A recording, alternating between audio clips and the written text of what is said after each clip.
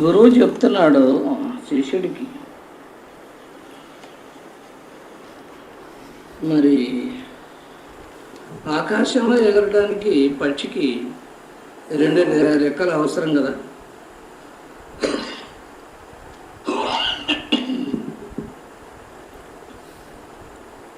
ఈ 2 రెక్కల్లో ఒక రెక్క లేకపోతే పక్షి ఎగరలేదు కదా.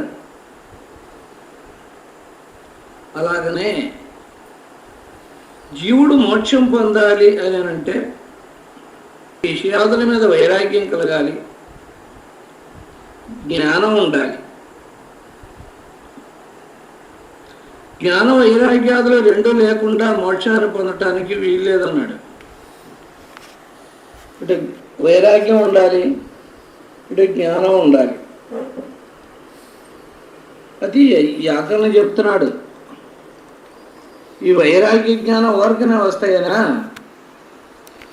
ఎంతో సాధనలు చేసుకుంటూ వస్తే కానీ వైరాగ్యం కలగదు, జ్ఞానం కలగదు. మరణ భీతి ఉంటేనే వైరాగ్యం కలిగేది. చావు తప్పించుకుందాం అన్నటువంటి ఆలోచన ఉండాలి. చావటం ఎందుకు అనేటటువంటిది జీవుడికి కలగాలి. మనందరికీ చావును తప్పించుకోవాలి, చావకుండా బ్రతకాలి అనే ఆలోచన ఉన్నవాడికే వైరాగ్యం కలుగుతుంది. ఆ వైరాగ్యంతో జ్ఞానానికి కావాల్సినటువంటి సాధన చేస్తున్నాడు, జ్ఞానం కలుగుతుంది.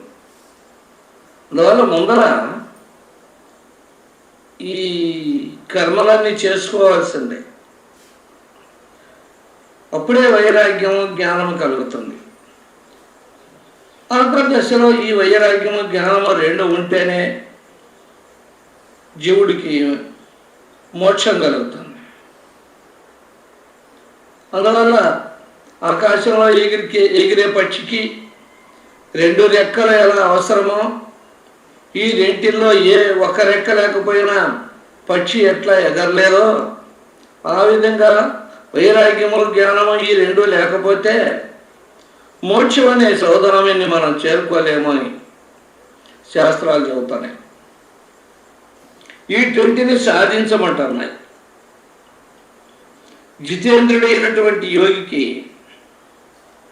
వైరాగ్యం కంటే సుఖకరమైనటువంటిది ఇంకొకటి లేదు. ఆ వైరాగ్యం ఎలా కలుగుతుంది? నిర్మలాత్మ బోధతో కూడినటువంటి ఆ నిర్మలమైనటువంటి ఆత్మబోధ మనకు కలగాలి. ఆ బోధతోనే మనకు వైరాగ్యం కలుగుతుంది, కానీ ఊరక కలగదు. దానిలో ఆనందం ఆవిర్భవిస్తుంది. వైరాగ్యం ఎప్పుడు కలిగిందో ఆనందం అనేది ఉదయిస్తుంది.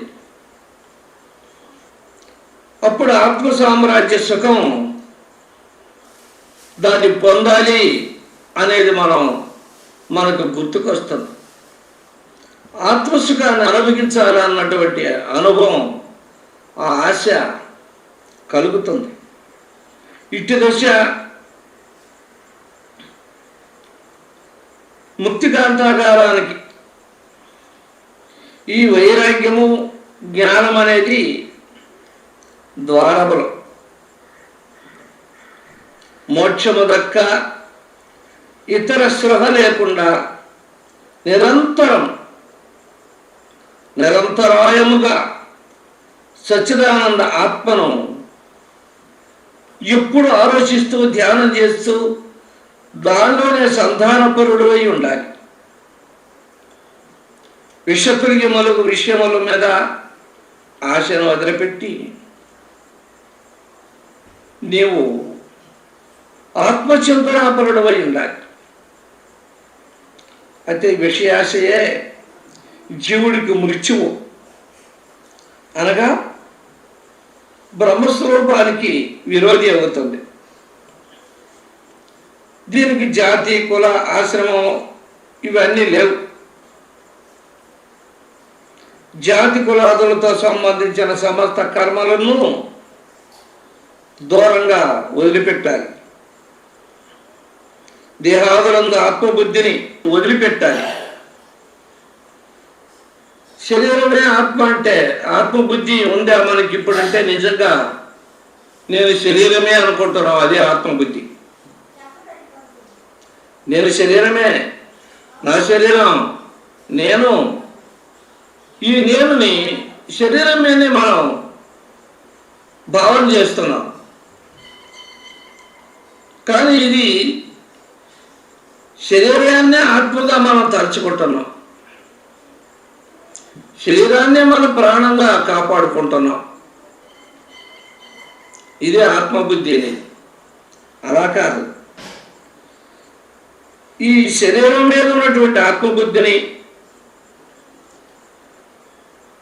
దృశ్య సముదాయాన్ని అంతటినీ, ద్రష్టమైనటువంటి నీవు ఈ శరీరాన్ని, ఇంద్రియాదుల్ని, ద్రష్టమైన ఆత్మస్వరూపాన్ని నీవు దీన్ని అంతంటే ప్రకాశింపజేస్తున్నానని నువ్వు అనుకోవాలి. కానీ శరీరం నేననుకోవడం ధర్మం కాదు. సకల మలరహితుడివి కావాలి. ద్వయం లేనటువంటి, రెండు లేనటువంటి ఆ పరబ్రహ్మ స్వరూపుడు నీవు కావాలి. కనుక ఈ దేహవాసనని, శరీరం అనేటటువంటి విషయవాసన వదిలిపెట్టి సర్వదా ప్రత్యేగాత్మైందే స్థిరచిత్తుడు అయి ఉండాలి అని గురువు చెప్తాడు. పాప జనకమును, పాపంతో సంబంధపడినటువంటిది, దుఃఖప్రదమును అయినటువంటి అనాత్మను ఆ చింతను వదిలిపెట్టమన్నాడు. మోక్షహేతువు ఆనంద స్వరూపమైన ఆత్మనే సదా చింతిస్తూ ఉండాలట మనం. అది స్వయం ప్రకాశ స్వరూపుడు. ఆ ఆత్మ స్వయంగా తానంతటదే ప్రకాశిస్తుంది. దాన్ని ప్రకాశింపజేసేవాడు ఎవరూ లేరు. అది సర్వసాక్షి, అన్నిటికీ సాక్షి స్వరూపంగా ఉంది. అసద్వస్తు విలక్షణ అని, అసద్వస్తువు అనేటటువంటిది దానికి లేదు, దానిలో విడబడి ఉంది. ఆత్మ విజ్ఞానమయ కోశమంత నిరంతరం ప్రకాశిస్తూ ఉంది.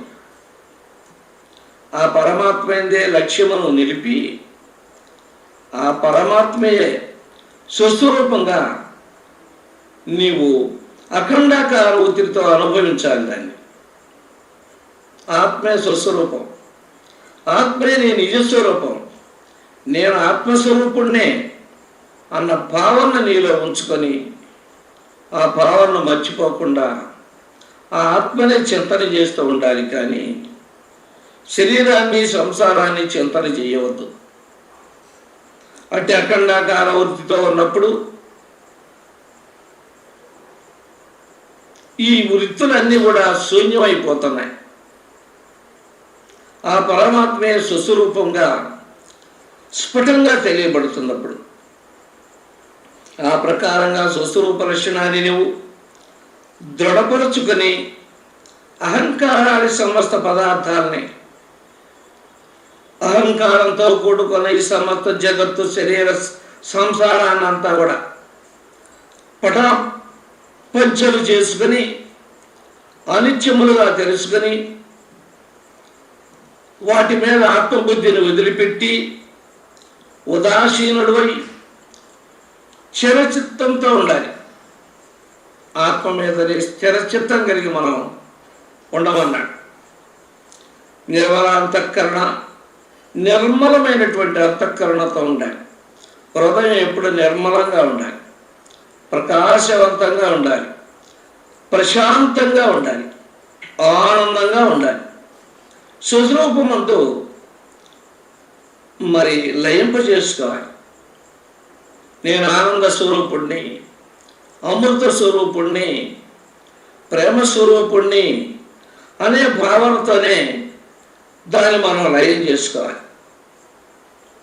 సర్వసాక్షి, బోధమాత్రముగా ఉండేటటువంటి పరిపూర్ణ బ్రహ్మమునే అవలోకిస్తూ ఉండాలి. బ్రహ్మ మొదలు గడ్డి పోస వరకు గల సకల ఉపాధులు కల్పిత మాత్రములే. బ్రహ్మదేవుడు మొదలుకొని గడ్డి పూస వరకు ఈ కనపడే జగత్ అంతా కూడా కల్పితం, మాయ కల్పించినటువంటి కల్పిత వస్తువులంట ఇవి, అసత్యములు. కావున ఆత్మను సర్వ పరిపూర్ణముకు ఆత్మగా కనుగొనాలి. ఈ ఆత్మ, మనలో ఉన్నటువంటి ఆత్మని ఈ సర్వ జగత్తంతా నిండుకొని ఉన్నటువంటి ఆత్మగా తెలుసుకోవాలన్నాడు. తాటిని చూసి ఇది సర్పమని భ్రమ చెందినప్పుడు మరి దీప సహాయం చేత దాన్ని యథార్థ స్వరూపాన్ని మనం తెలుసుకుంటున్నాం. పాము అన్నటువంటి భ్రాంతి తొలగిపోతుంది. తాడు మాత్రమే అక్కడ నిల్చుంటుంది. స్వతసిద్ధంగా ఉన్నటువంటి తాడే మనకు కనపడుతుంది. ఆ ప్రకారంగా ఆత్మేందు భ్రాంతి చేదోసు విశ్వమును ఆత్మతో,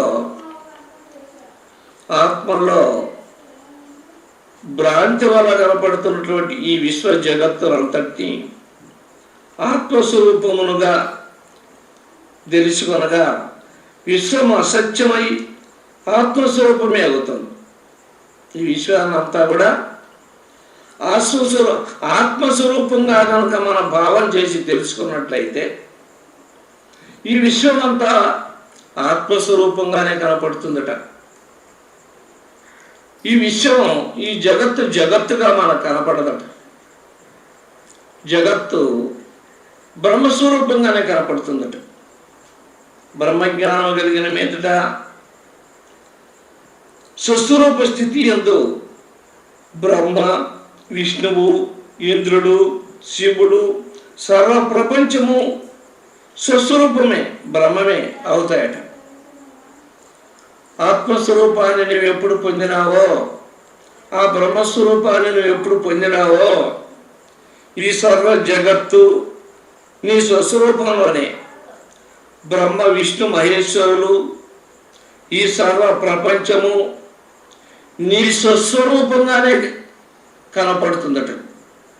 నీ స్వరూపమే ఈ జగత్తు, నీ ఆత్మస్వరూపమే ఈ జగత్తు, నీ ఆత్మస్వరూపమే ఈ దేవతలు, బ్రహ్మ, విష్ణు, మహేశ్వరులు అనేది నీకు అర్థమవుతుందట. బ్రహ్మేతర వస్తువు ఏది ఉండదట అక్కడ. బ్రహ్మాంతర విన ఇక రెండో వస్తువు అనేది తెలియదు అన్నాడు. అందువలనే సహస్ర శీర్ష పురుష సహస్రాక్ష సహస్రపాత్ అని శృతి ప్రమాణం ఉంది. పిండాండ బ్రహ్మాండం అంతా కూడా లోపల వెలుపల దశ దిశలను సర్వదా సర్వత్రా ఆత్మే నిండుకొని ఉన్నది. ఆత్మయే జడదృశ్య ప్రపంచాన్ని అంతటినీ ఆడిస్తుంది, అన్నిటికీ అధిష్టాన స్వరూపమై ఉంది. ఆ ఆత్మ కాకుండా ఇతరత్ర ఏమీ లేదు. నీటి యందు కనపడ్డటువంటి అలలు, నురుగు, బొడగలు ఇవన్నీ సముద్ర స్వరూపమే. భిన్నంగా మనకు కనపడ్డ బుడగలు ఒక తీరిగా కనపడుతున్నాయి, నురుగు ఒక తీరిగా కనపడుతున్నాయి, అలలు ఒక తీరిగా కనపడుతున్నాయి.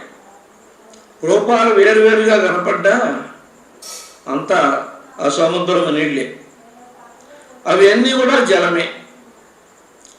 అలాగే దేహము మొదలు అహంకార పర్యంతరం ఈ సర్వము అఖండ విశుద్ధ చైతన్య స్వరూపమే.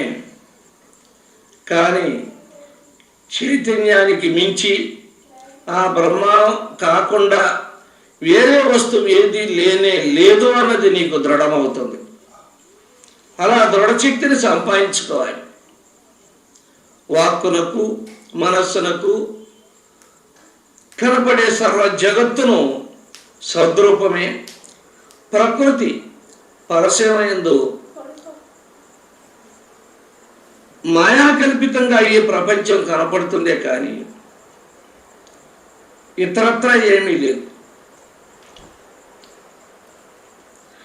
మృత్తిక నుండి కల్పింపబడిన ఘట కలశాదులు మృత్తు కంటే భిన్నము కానట్లే. మట్టిలో చేసినటువంటి కుండలు, ముంతలు, ముక్కుళ్ళు, ప్రమిదలు వస్తువులు వేరువేరుగా ఉన్నప్పటికీ అంతా మట్టి స్వరూపమే, మట్టితోనే చేయబడ్డాయి. అలాగనే మాయ అనే మధ్యమతో పరమాత్మలమై మనం భ్రాంతి చేత నేను, నాది, అది, ఇది అని భేదాభిప్రాయాన్ని పెంచుకున్నాం. ఈ మాయగుండనే ఈ భేదాలు పెరిగిపోయింది. కానీ సర్వానికి అధిష్టానమైనటువంటి ఆత్మ కంటే భిన్నమైనటువంటి వస్తువు ఏది లేదు అని మనం గ్రహించాలి. ఆకాశం అనే నిర్మలం, సంకల్ప వికల్పాలు లేనటువంటిది, శూన్యమైనటువంటిది, అనంతమైనటువంటిది, నిర్వికారమైనది, బాహ్యాభ్యంతర శూన్యమైనది, అద్వితీయమైనటువంటిది, రెండు లేక ఒకటిగానే ఉన్నటువంటిది. అగు ఆ పరబ్రహ్మమును నీవే. ఇక నీవు తెలుసుకోదగినది ఏముంది అక్కడ? ఆ పరబ్రహ్మ స్వరూపుడు నీవే. ఇంకా తెలుసుకోవాల్సినటువంటి విషయాలు ఏమి లేవు. ఇక్కడ విస్తరించి చెప్పదగినది ఏమీ లేదు. జీవుడు స్వయముగా బ్రహ్మమే. బ్రహ్మైవేదం సర్వం, అణువు మొదలుకొని సకల ప్రపంచము బ్రహ్మమే. ఏకమేవ అద్వితీయం బ్రహ్మ, బ్రహ్మం ఏకంగానే ఉంది, అద్వితీయం, రెండు అనేది లేదు అక్కడ. ఆత్మైవేదం సర్వం, సర్వమును ఆత్మే అని శృతులు ఘోషిస్తున్నాయి. ఈ ప్రకారం నీవు అహం బ్రహ్మాస్మి, నేనే బ్రహ్మము, బ్రహ్మమే నేను అని శృతి చెప్పిన ప్రకారంగా బ్రహ్మజ్ఞానం గల మహాత్ములు ఆ బ్రహ్మ విషయములను స్మరించి బ్రహ్మీభూతులై ఎల్లప్పుడూ చిదానంద రూపంతో వర్తింతరు. మలభూయిష్టమైనటువంటి స్థూల దేహంలో అహం బుద్ధి చేయగలుగు అభిమానమును వదిలిపెట్టు. మలమూత్రాలతో నిండినటువంటి శరీరం ఇది మృత శరీరం, చౌపుట్టులోనైనటువంటి ఈ శరీరం ఎప్పుడైనా ఒకనాడు సస్తుంది. ఈ శరీరం, దీని మీద మమకారం వదిలిపెట్టు. అహం, ఈ శరీరమే నేను అన్నటువంటి విషయాన్ని వదిలిపెట్టు. అభిమానాన్ని తుడిచేసి పిమ్మట ప్రాణమయమగు లింగ శరీరమందు అభిమానమును తొలగించుకో. నిత్యానంద స్వరూపుడును ఒక బ్రహ్మమే నేను అని భావించి ఆ బ్రహ్మరూపాన్నిలోనే ఉండు. నిత్య ఆనందమయమైనటువంటి ఆ బ్రహ్మమే నేను అని ఆ భావాన్ని వదిలిపెట్టకుండా దాంట్లోనే నీవు నిలబడి ఉండు. స్వాత్మ, నీ సొంత ఆత్మ యందు ఆభాసగా ఇది మించిగా కొట్టిదేనన్నటువంటి మాయతో కూడుకున్న ఆభాస, ఎడమావుల్లో నీళ్లులాగా. అక్కడ ఎడమావుల్లో చూస్తే నీళ్లు పోయినట్టుగా కనపడుతున్నాయి, దగ్గర పోస్తే అక్కడ ఏమీ లేదు. ఆ విధంగానే ఆత్మలో ఇది ఎండమావులాగా ఉంది. పరిపూర్ణమును అద్వితీయమైనటువంటి పరబ్రహ్మము తానే అయ్యే వివసిల్లినప్పుడు దీన్ని బాగా తెలుసుకొని ఎండమావు లాంటిది ఈ ప్రపంచం అలా ఉన్నట్టుగా తెలుస్తుంది. నిజంగా ఆలోచించి చూస్తే అక్కడ ఏమీ లేదు అనేదాన్ని కనుక గమనించినట్టయితే ఇది ఎండమావులే అవుతుంది. దాంట్లో పరబ్రహ్మం ఒకటి మిగిలి ఉంటుంది కానీ మరియు జగత్తుగా ఈ జగత్తు, శరీరము, సంసారము అనేది నీకు దాంట్లో తెలియబడదు. కల్పాంతకాల మహాసముద్రం వలె కల్పం జరిగినప్పుడు మహాసముద్రంగా ఈ జగత్తంతా సముద్రంగా నిండిపోతుందట. సర్వ పరిపూర్ణమై త్రివిధ పరిచ్ఛేద రహితమై నిర్వికార నిరాకార నిర్విశేష వస్తువునందు పరమాత్మ ఒక్కడే ఉంటాడట. ఆ పరబ్రహ్మ స్వరూపం ఒక్కటే ఉంది. అదే నేను, అదే నీవు, అదే బ్రహ్మము అనేది నీకు స్థిరం కావాలి. సూర్యుని ఉదయించిన అంధకారం నష్టమైనట్లు నానా విధములనే బ్రహ్మకారణము మాయ బాహ్య విషయములను పరబ్రహ్మమందు లయము కాగా సూర్యుని ఉదయిస్తే అంధకారం ఎట్లా ప్రకాశవంతం అవుతుందో ఈ విధంగా ఈ నానా విధములైనటువంటి భ్రమలు, ఈ మాయ, ఈ బాహ్య విషయాదులు పరబ్రహ్మమందు లయమైపోతాయట. అట్టి అద్వితీయ నిర్విశేష పరమాత్మలో భేదం ఎక్కడ దిగిన అక్కడ భేదం లేదు. ఆత్మేతర వస్తువు ఎద్ది లేదు. నిర్విశేషాత్మ యందు భేదమే లేదని అభిప్రాయం. బ్రహ్మజ్ఞానం కలిగిన తర్వాత నిర్వికల్ప సమాధిలో ఆనంద పరమాత్మ యందు ప్రపంచ భ్రాంతి ఎప్పటికీ కలగదు. బ్రహ్మజ్ఞానం కలిగిన తర్వాత రజ్జు యథార్థ జ్ఞానం తెలుసుకున్న తర్వాత తాడు అన్నది నిజం తెలిసిన తర్వాత అంతటా దాని యందు సర్పం ఉంది అనేటటువంటి దిగున ఎప్పటికీ ఆ భ్రమ కలగదు. ఎండమావులందు జలబిందు ఒకటైనా ఉంటుందా? భ్రాంతి వశంలో తాడులో పాముందని, ఎండమావుల్లో నీళ్లున్నాయని అనుకుంటున్నాం మనం భ్రమపడి. దాన్ని చక్కగా విచారించి చూసినట్లయితే ఆ భ్రాంతి తొలగిపోతుంది.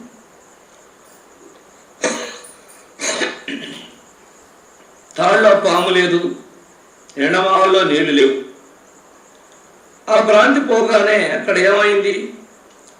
సర్పభ్రాంతి పోగానే అక్కడ ఉంది తాడే. ఎండమావుల్లో నీళ్లు ఉన్నాయి అన్నటువంటి భ్రాంతి తొలగగానే అక్కడ ఏమీ లేదు, ఎడారే ఉంది. పరమాత్మ యందు అజ్ఞానం వలన కనపడుతున్నటువంటి ప్రపంచ భ్రాంతి అజ్ఞానం నశించగానే భ్రాంతి నశించిపోతుంది. భ్రమ అనేది ఎప్పుడు నశించిపోయిందో, తాడులో పాము లేనట్టయితే పాము లేనట్లే ఆరోపిత సర్పం అక్కడ లేదు. అయితే అధిష్టానమైనటువంటి తాడే అక్కడ ఉంది. అట్లాగే ఇక్కడ భ్రమ నశించినాడు, అధిష్టానమైనటువంటి బ్రహ్మే అక్కడ, బ్రహ్మమే ఉంది అక్కడ.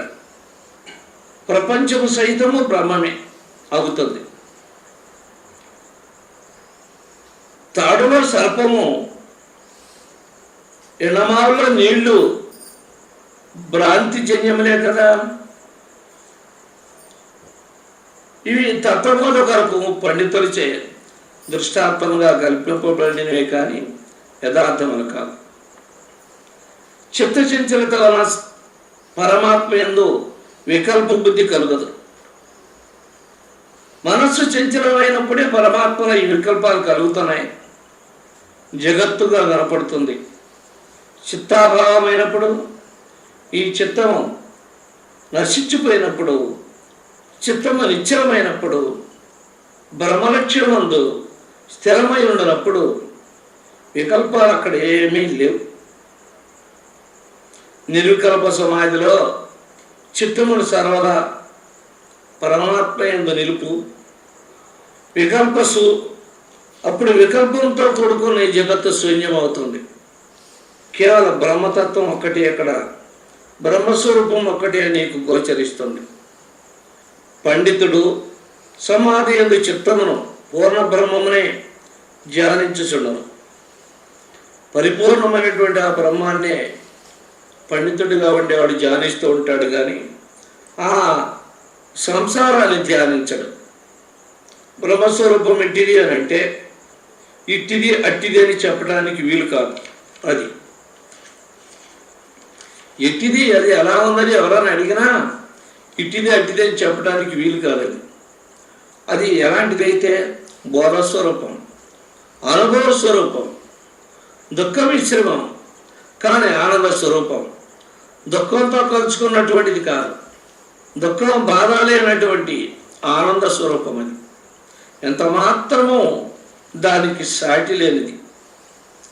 దేనికి ఆ ఆత్మకు ఏది సాటి లేదు. దానికి సంసార బంధం లేదు. అది దేనిని కోరదు, దానికి అద్దు లేదు. ఆకాశం అదే నిరాకారం, అని అవయవాల దానికి లేవు. ఇట్టిదా అట్టిదా అని శంకింపటానికి వీలు లేదు. అది ఊహాతీతం, ఊహకు అందేది కాదు. సత్తా మాత్రం, జాతి గోత్రం ఇవన్నీ భేదాలు దానికి లేవు.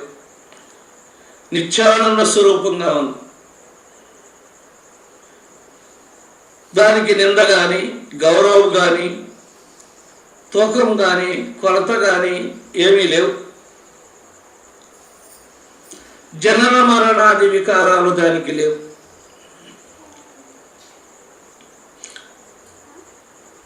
శుద్ధ జ్ఞాన స్వరూపం. అది జరా మరణ రహితం, కల్పిత వస్తు శూన్యముగా వాస్తవంగా అది విస్తరంగ సముద్రం వలె గంభీరంగా కల్పిత నామం లేనటువంటిదిగా రాజసాది గుణాలు దానికి లేవు. వికార స్వరూపం దానికి లేదు.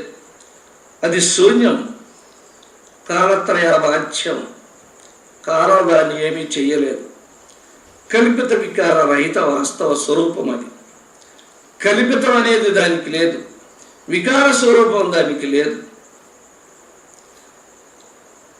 శబ్దరూపాది విషయములు, శబ్దాది విషయములను గ్రహించడి చిదాత్మని తెలియాలి.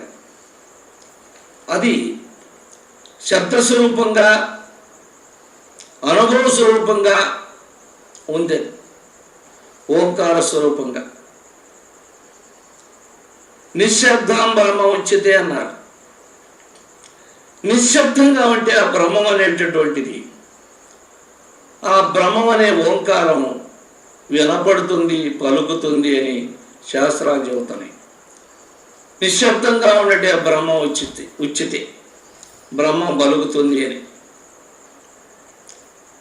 సాధారణాంతఃకరణాలతో స్వస్వరూపాన్ని పొంది అఖండ వైభవోపేతముగా పరమాత్మను అవలోకిస్తూ జన్మ మరణ రూప సంసారం అనే దాన్ని వాసనతో కూడా నశింపజేసుకొని జ్ఞాన సంపాదన వలన, అనేక జ్ఞానార్జన పుణ్యవశం వలన ప్రాప్తించిన ఈ పురుష శరీరాన్ని సఫలం సాధించుకోవాలి మనందరం.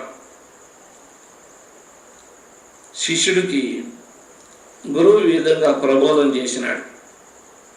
ఈ ప్రకారం ఎట్టి ఉపాధి సంబంధం లేకుండా సచ్చిదానంద స్వరూపమై అద్వితీయమై ఒప్పుచు ఈ ఆత్మయందు సుస్థిరమైన పరబ్రహ్మాన్ని భావింతువేని నీకు జన్మాంతరము ఇక లేదు. చావు పుట్టుకలు నీకు లేవు. కృతకృత్యుడు అవుతావు.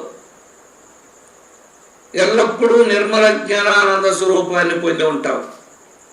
జడమును మలస్వరూపమైన ఈ శరీరాన్ని దూరముగా వదిలివేసి శరీరాభిమానాన్ని పూర్తిగా త్యజించి కక్కిన పదార్థంలాగా దాన్ని మరలా స్వరమించకుండా మరలా నిందిత కర్మాచరణానికి పాల్పడకుండా శరీర త్యాగివై కర్మ త్యాగివై భాష్య విద్వరిష్ఠుని లక్షణాన్ని పొంది ఉండాలి అని చెప్తున్నాడు ఇక్కడ. ఉత్తమోత్తముడుగు యోగి నిర్వికల్ప సత్యాత్మస్వరూప పరబ్రహ్మమనే అగ్ని యందు అవిద్య దాని రూప ప్రపంచాన్ని సమూలముగా దహించి వేస్తున్నాడట.